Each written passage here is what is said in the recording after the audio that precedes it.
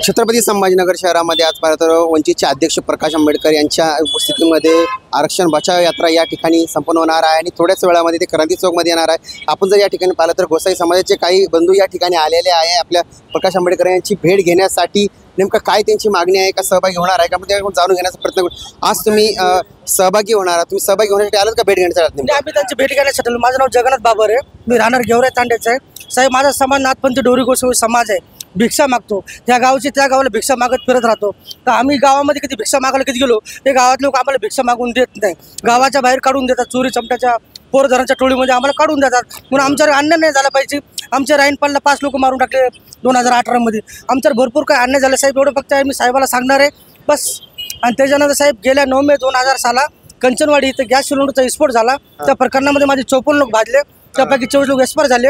तर 36 कुटुंबाला मला शासनाने 2 एकर जागा दिली, पण माझ्या ग्रामपंचायत, पंचायत समिती, जिल्हा परिषद, कलेक्टर ऑफिस, मुंबई दिल्लीपर्यंत माझं पत्र यावर चालू आहे, पण या सरकारने माझी कुणी दखल नाही घेतली। म्हणून साहेब आमचे जे साहेब आहे आंबेडकर साहेब ते गरीबाचे मायबाप आहे आणि गरीबाला कधी सहसा सगळं घेऊन चालतात, सहभागी होतात। म्हणजे तुमची उपजीविका कशी असते? उपजीविका करणे म्हणजे आपण सगळं आपण सगळं उपजीविका कशी तुमची? उपजीविका आमची एकच, सकाळी उठायचं, भिक्षा करायची आणि घरी यायचं, दुसरं काही नाही। काय अडचणी काय? अडचणी आमच्या, आम्हाला आरक्षण नाही, काही रोजगार नाही, आम्हाला काही घरकुल नाही, कुठल्या शासनाची आम्हाला सुविधा नाही, कुठलीच आम्हाला सरकारची मदत नाही। साहेब जे आहेत गरीबाचे मायबाप आहे, आम्ही त्याला भेट देण्यासाठी आलो आणि जे आमच्या अडचणी आम्ही त्यांच्यापर्यंत मांडण्यात आलो। तुमचा जो समाज आहे हा किती संख्यात्मक मोठ्या प्रमाणात आहे की कमी प्रमाणात आहे? मोठ्या प्रमाणात पूर्ण महाराष्ट्रामध्ये आमचं समाज। तुम्ही सांगितलं काय अडचणी काय येतात नेमकं तुम्हाला? अडचण अशी येते कारण की तिथं पाणी नाही, लाईटीची व्यवस्था आहे आता, पाणी नाही किंवा लोकाला म्हणजे असं जाण्यासाठी रस्ता नाही, मुलं शाळेत नाही, शिक्षण पासून वंचित आहे। बरं, तुम्ही सांगितलं आता की मुलं शाळेत नाही, पण आता मला सांगा तुमचे मुलं, तुम्ही सगळे उपजीविका तुम्ही सगळं मागून हे करून तुमच्या मुलाचं कसं शिकवायचं? मग आम्ही भिक्षा मागायला जातो साहेब, तिथून गावातले लोक हाकलतात, मारतात, हे असे आमच्यावर अत्याचार होतो। सगळं या काका समोर तुम्ही अत्याचार होतोय असं सांगितलं जात आहे, पुढे या। काय काय गावामध्ये काय तुम्ही भिक्षा मागायला अडचणी काय? भिक्षा मागायला गेलो लोक असे बोलतात, काही चुकार बोर बोलतात, असंच काय रे कुठून आलं काय आलं असं काही बोलतात साहेब। असं एखादा प्रसंग सांगते काय प्रसंग? 5 लोक मारले तेव्हापासून आम्ही सावध झालेलो आणि तेव्हापासून आम्ही प्रत्येक शासनाच्या माणसाला भेट देत आहे आणि आमची जी विनंती त्यांच्यापर्यंत आम्ही पोहोचवतो। प्रकाश आंबेडकरांना भेटून तुम्ही नेमकं काय सांगणार आहात? आम्ही हेच म्हणा साहेब, तुम्ही आम्हाला सहकार्य करा, गरीबाचे मायबाप आहे आणि तुमचं आमच्याकडे लक्ष राहू दे, बाकी आमचं काही मागणी। आज जी यात्रा निघलेली आहे, आज ते आरक्षण बचाव यात्रा, तुमचं आरक्षणाच्या तुमचं काय तुम्हाला आरक्षण आहे का? आम्हाला आरक्षण कुठल्याच पद्धतीचं आरक्षण, आम्हाला 2.5% आरक्षण आहे आम्हाला, जे तुटपुट आहे। आता पण जे काही शासनाच्या फॅसिलिटी आहे त्या सरकारच्या त्या आमच्यापर्यंत पोहोचलेच नाही साहेब।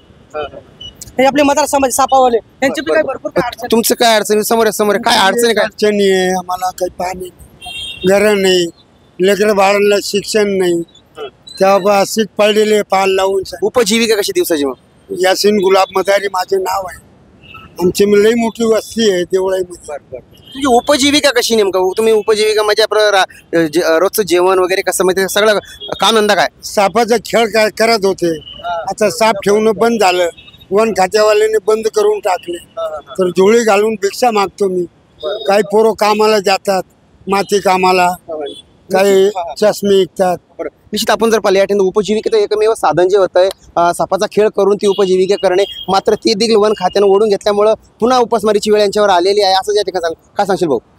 आम्हाला 2 एकरची जागा देण्यात 2006 मध्ये 9 मेला, त्यामध्ये आम्हाला त्यावर काही साहेब त्यात अधिकार पण नाही। त्या कागदपत्र एक सुद्धा 8चा उत्तर नमुना 8चा उत्तर सुद्धा नाही।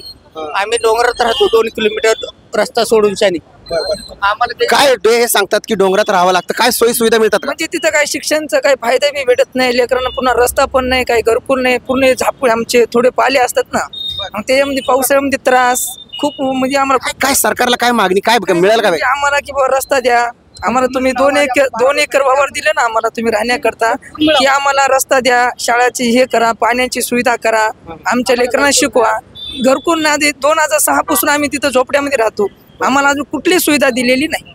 बरं मग मला सांगा, तुम्ही घरकुलची व्यवस्था असं तुम्ही घरकुलची मागणी केली, बरोबर आहे, पण मला सांगा हे घरकुल नसताना मग तुमची उपजीविका कशी? गाव जाऊन भिक्षा माग गाव जाऊन भिक्षा करावं लागते. गाव जाऊन लोक आम्हाला दुसऱ्या नजरानं पाहतात, कुठले काय सर्व काही विचारतात. कोणत्या नजरेनं? हा? कोणत्या नजरेनं? म्हणजे चोरीच्या नजरेनं? चोरीच्या नजरेनं, काही लेकर उचलण्याच्या नजरेनं बोलतात, काही बोलतात. मग आमचं जीवन जगणार कसं? शासनाला फक्त एकच मान्यता आहे की आम्हाला घरकुल द्या, लेकराची शाळा द्या आणि आम्हाला रस्ता वगैरे द्या, पाण्याची सुविधा करा. 2-2 किलोमीटर पाण्याला आणावं जावं लागतं आणि खूप उन्हाळ्यामध्ये पण आम्हाला त्रास होतो पाण्याचा. हे तुम्ही भगीव वस्त्र आता गावात तुम्ही परिधान करून जाणार, तर त्यावेळेस गावातल्या लोकांची काय काय परिस्थिती कशी असते, बघतात कशी? आम्हाला वाईट दृष्टीने बघतात. म्हणजे चोर आहेत का भामटे आहेत, कसे आहेत, काय आहेत, म्हणजे चोर पूर्ण पुळीमध्ये आम्हाला बघतात. आणि काही जण आम्हाला गावाच्या बाहेर देखील काढून देतात, शिवीगाळ करतात, काही बोलू शकतात, म्हणजे काय सांगता येतात. निश्चित हा आपण जर या ठिकाणी काही आपण या गोसावी समाज बांधव आहे जे प्रकाश आंबेडकरांना भेटण्यासाठी या ठिकाणी आलेले आहेत, ज्याने अन्य समस्या या ठिकाणी मांडण्यात आलेल्या आहे. आमची जर उपजीविका जर विचार केला आमच्या उपजीविकेचा, तर भिक्षा मागून तो कारण मात्र ती भिक्षा देखील मागायचं ठरलं तर आम्हाला गावागावामध्ये जाऊन आमच्यावरती वाईट नजरेने बघल्या जातं का, मुलं नेतील की काय, अशा या दृष्टिकोन आमच्यावर बघल्या जातं. काही ठिकाणी मारहाणसुद्धा या ठिकाणी त्यांच्यावरती हल्लासुद्धा झालेला आहे. अशा देखील घटना त्यांनी सांगितण्यात आलेल्या आहे. आणि या सगळ्या घटना ज्या आहेत याचा कुठेतरी याचा न्याय निवड हवा, कुठेतरी आम्हाला कुठेतरी पाठिंबा देण्याच्या प्रकाश आंबेडकरांनी याच मागणीसाठी या ठिकाणी ते आलेले आहे. मात्र हेच बघणं मात्र ठरणार आहे, कारण की प्रकाश आंबेडकर नेमका यावरती काय भूमिका घेतील हे देखील आता पाहणं महत्त्वाचं ठरणार आहे. मित्रांनो, न्यूज स्टेट महाराष्ट्र, छत्रपती संभाजीनगर.